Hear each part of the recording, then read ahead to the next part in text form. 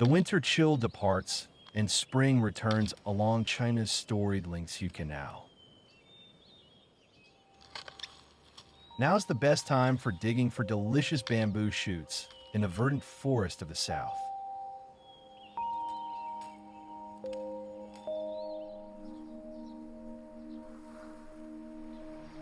As the tides surge, the canal's waters rise again.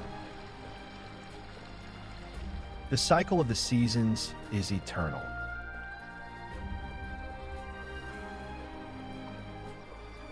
So too is the story of the Lingqu Canal, with new characters constantly stepping into the spotlight.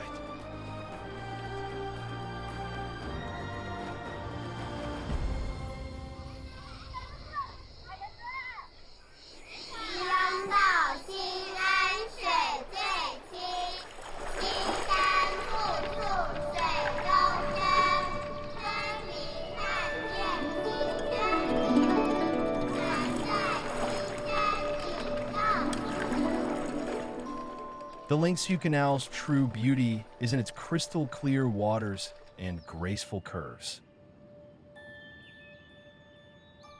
Yet beyond this charm lies something deeper that has run through Chinese culture for thousands of years. Though only 36 kilometers long, the canal is dotted with bridges, with as many as 65 at one stage. Only 11 survive today. The most storied is Nang Horse Bridge. According to the Xing'an County Archives, it dates to the Han Dynasty some 2,000 years ago. For generations, a local tale has kept its memory alive. 这个马石桥的由来就是，以前马元将军骑着马准备过桥的时候，这个马不愿意过去，后来这个将军下马的时候，看这个桥已经断裂了，说明这个马比较有灵性，就不能过这个桥了。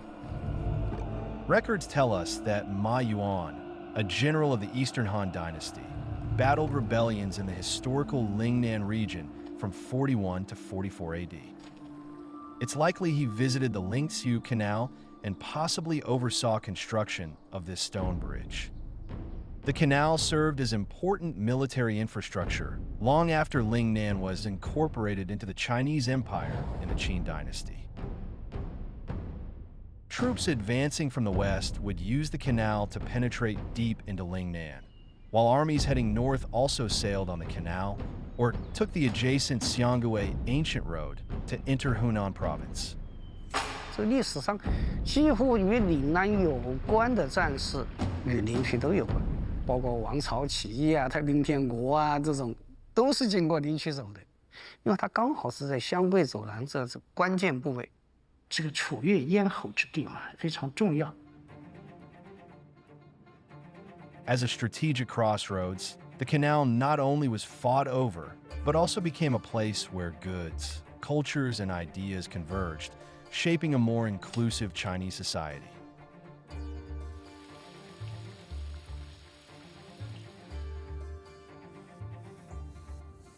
Over time, the waterway transformed from a channel of war into one of integration.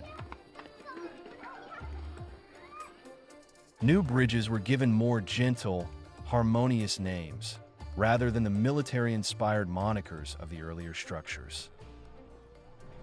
那么临朐到了北宋以后吧，军事运输的功能逐渐在淡化，但是经济贸易这个功能逐渐在凸显出来。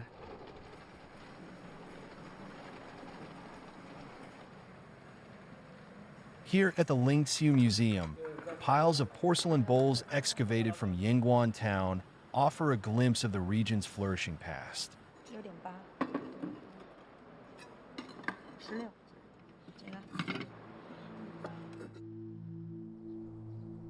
In 1963, archaeologists discovered a vast Song Dynasty kiln complex nearby. Covering 1.1 square kilometers, it is among the largest Song Dynasty kilns ever found in Guangxi. 盐官窑它是始烧于南宋初期，然后停烧于南宋末期。我们通过考古发掘发现啊，盐官窑的窑址、窑口它达到了26座之多。这么个庞大规模的窑口呢，它所烧造出来的产品，它就是通过灵渠的水路销往了全国的南北各地。盐官窑其中一个窑口，它距灵渠仅20余米。Experts have found that some Yinguan porcelain is strikingly similar in craftsmanship to that from Quanzhou in China's southern Fujian province. Why would two large kiln complexes produce the same type of work? 销往北方的量估计还没有销往南方的量大，它肯定是随着海上丝绸之路销往这个海外的国家去了。The maritime Silk Road first emerged in the Han Dynasty. The treatise on geography from ancient The Book of Han contains the earliest records of foreign trade, including details of China's early interactions with states around the South China Sea. Artifacts unearthed beside the Lingqu Canal, such as Han figurines, Persian agate and crystal beads, confirm China's extensive maritime trade along this waterway over 2,000 years ago. The Unearthed Canal was built about 80 kilometers south in the Tang Dynasty, opening trade links even further. 这条运河只有15公里，那么它呢就把漓江跟柳江连接起来了，而柳江呢它跟钱江又是贯通的，后来跟西江呢也是贯通的，所以呢到了唐朝的时候，随着桂柳运河的开通那么整个国家的这个水路运输它就变成了一个非常庞大的一个网络了。Tourists today flock to the Lijiang River to witness its breathtaking scenery.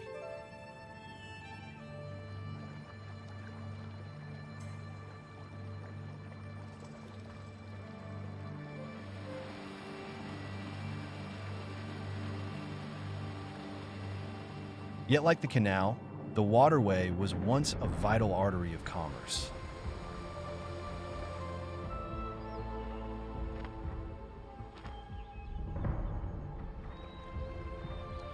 The Lingqu Canal enabled the city of Guilin to establish itself as a military and economic hub, connecting the southern seas to the central plains. And over time, its importance only grew. In the late 1300s, the Ming Emperor's grandnephew, the Prince of Jingjiang, built a lavish mansion at the foot of Guilin's solitary beauty peak.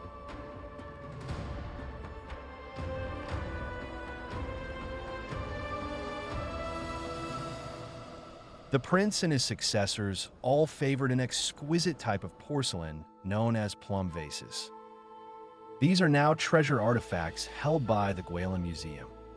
Most were crafted in Jingdezhen, China's porcelain capital. How were such fragile pieces transported the long distance from the eastern city to Guilin? 人挑2个来运输，这不可能，因为它瓷器它容易碰撞，一碰撞就会碎。所以通过水运，数量能够数10倍、上百倍的这种增加，也是通过灵渠到达桂林。Silk, porcelain, and tea from central China traveled upstream on the Xiangjiang River, through the Lingqu Canal and down the Lijiang River, onward to ports like Hepu and Guangzhou, bound for overseas markets. Thanks to the Lingqu Canal, Xing'an County became a crucial land port supplying the maritime Silk Road.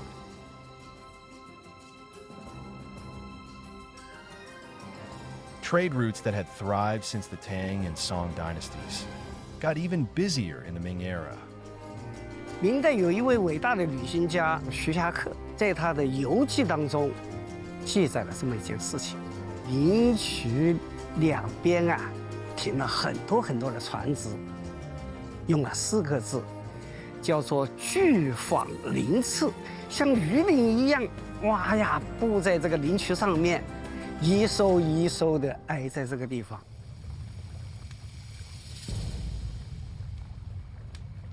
Boats traveling south and north carried specialties from Lingnan, rice from Hunan, salt from the coast, exotic treasures from overseas, and the renowned Guilin cloth. As trade boomed, managing the canal became a significant challenge. Sluice gates, known as domen, were crucial for ensuring smooth navigation. Operating them required specialized skills, and without dedicated personnel, boats on the busy canal would come to a standstill.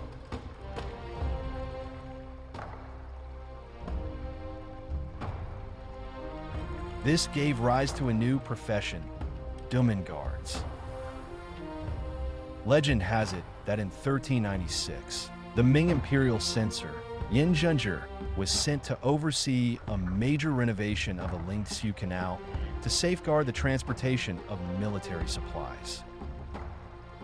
After the work was complete, Yan left 3 officers, Ji, Yin, and Su, to guard the sluice gates. Their descendants still live in villages along the canal. 这里就是那个祭祀的这个祠堂，对吧？对。These people are descendants of Ji Tsongshan, a Ming Dynasty military commander from the eastern Shandong province. 这祠堂还挺大的。大概有。我们都是守斗人的后代。那我们的老祖那个自从上宫从这里发展定居以后，后面在各发展出去，沿运河南岸有几个村庄都姓智的。 整个我们有2000多人，所以我们这个家族呢，其实都是跟那个灵渠官员共生的。作为斗君的这样一个职责的话，朝廷要给予他相当的这样的一个田地，给予他耕种，因此祭祀就在新安这个地方落户安家。那祭家屋场呢，也就逐渐演变成为了一种行政区划的这样的一个名称，流传到现在。 Ji Tsongshan settled a long way from the harsh winters of his homeland. Records show each sluice gate was operated by 2 guards. They must have seen a world of infinite variety float by. Here, they met merchants, boatmen, traveling scholars and officials, both ambitious and disillusioned, from across the country and beyond.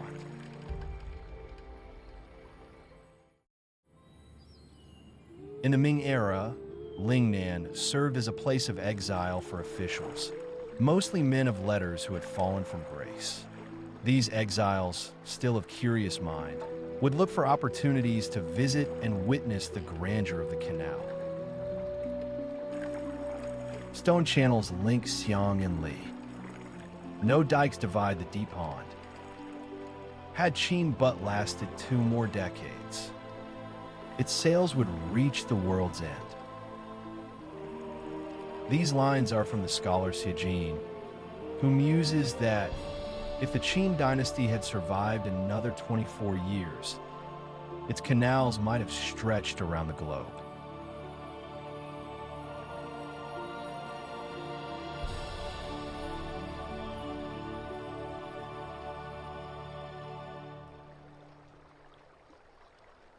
Sailing to the world's end was no longer fantasy in the Ming dynasty.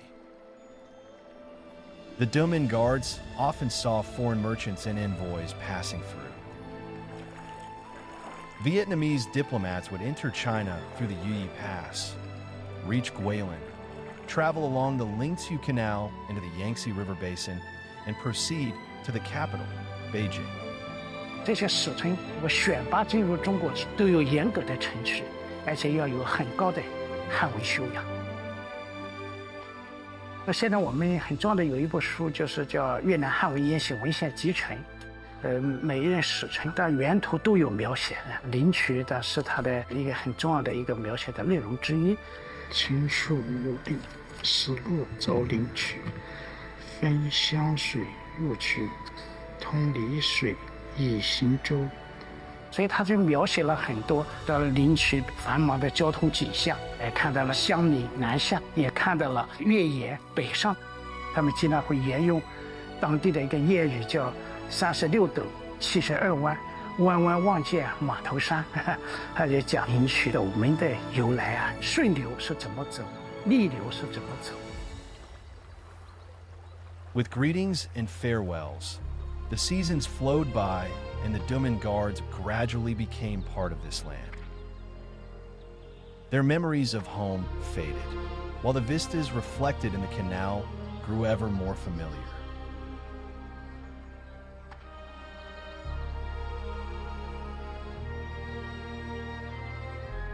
By the Qing dynasty, they were no longer soldiers but civil servants.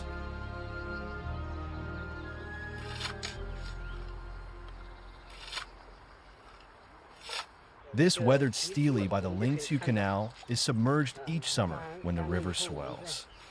Yet when brushed free of silt, the relic remains as clear as when it was carved. 大清道光出来了，道光年间的一块碑。 Although the use and management of the Lingqu Canal changed during the Qing dynasty, its importance was undiminished. 我们就可以看到，它是要遵守船只经过这里的一些规定与次序，货物必须头行挂号。就说船只来了以后，像现在去医院，你要挂号，要按规矩办事，要先挂号。 The Lingqu Canal brought prosperity to Xing'an. This old lane, known as Shuijia Street, stretches barely 1 kilometer, but was once among southern China's busiest thoroughfares. Merchants would crowd its tea houses and taverns, a scene that continued well into the 20th century.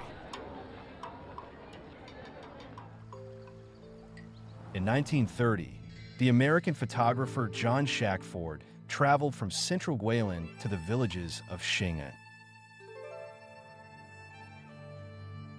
These are the earliest known photos of the Lingqu Canal. 2 years later, Peng Rong, the last person from the county to pass the imperial exam, also captured the scenery with his poetry in a painting called 8 Views of Xing'an.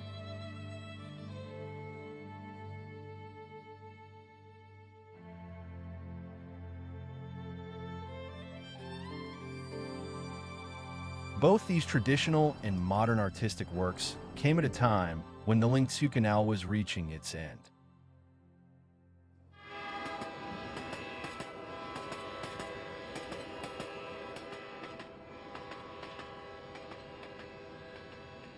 The Guihuang Highway opened in 1936, allowing smooth road travel, while the Hunan Guangxi Railway added a section from Guilin to Hengyang in Hunan 2 years later. This saw traffic on the canal drop significantly.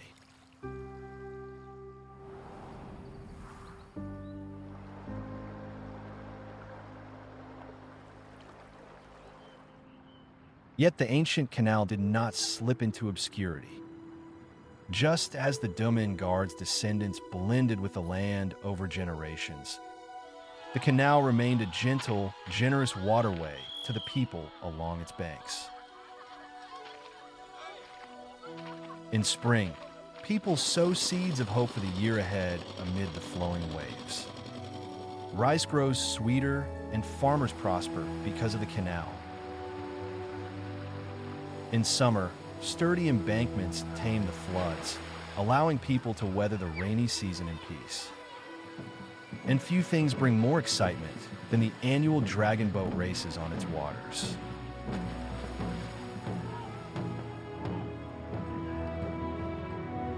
一个个的村庄，一个个的家族，他们也构成了整个运河系统的重要的组成部分。所以我们讲，这条运河它之所以能够这么长久地保存下来，说明它整个系统存在着一种非常顽强的维护力量。它作为农业文明的产物，它的灌溉的功能，以及现在依然保存的一些运输功能，它仍然具有时代意义。虽然它不是主流了，所以在当代社会里面呢，我们说啊，这个运河的文明，它依然有着强大的魅力。它的意义啊，就是要启示人们了解我们的过去。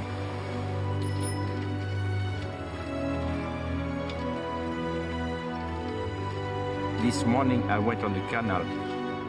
It was really an amazing experience because it brings me back into ancient times, because a lot of things are more than 2,000 years old. A lot of things didn't change. So many parts of the canal look like they used to look thousands of years ago. So it's like going back into history. It was like traveling in time. Maritime historian Christian A. Fardel is a passionate admirer of Chinese culture and was the translator for the French edition of the book Lingqu, The Ingenious Canal. Unlike the British scholar Joseph Needham, who called the waterway a magic canal, Fardel chose a different term for his translation. For me, Ling doesn't mean magic, because magic means something which is not natural. This canal is very, very well thought, very well prepared. So I use the word in French which is called ingenious.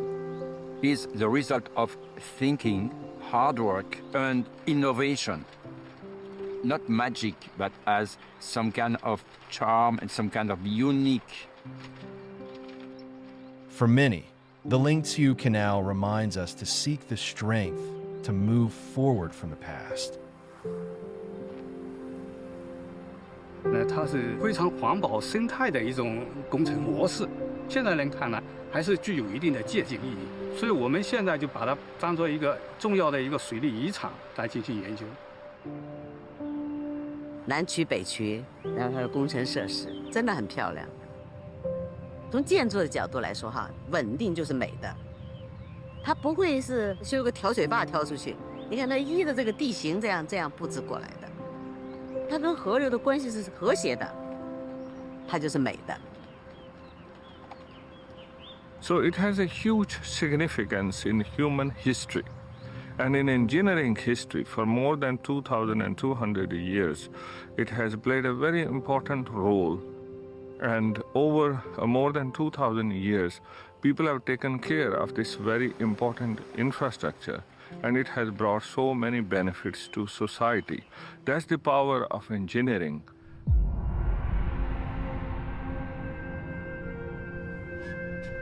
Understanding the origins of the Lingqu Canal can't help but stir a sense of admiration.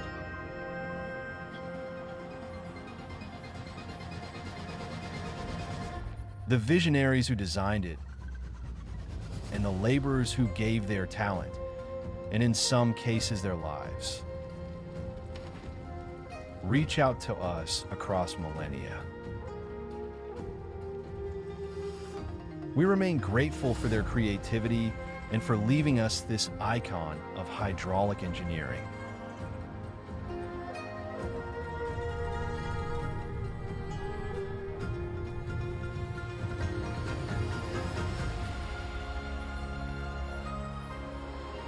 With the flow of water and time, the canal shines across seasons.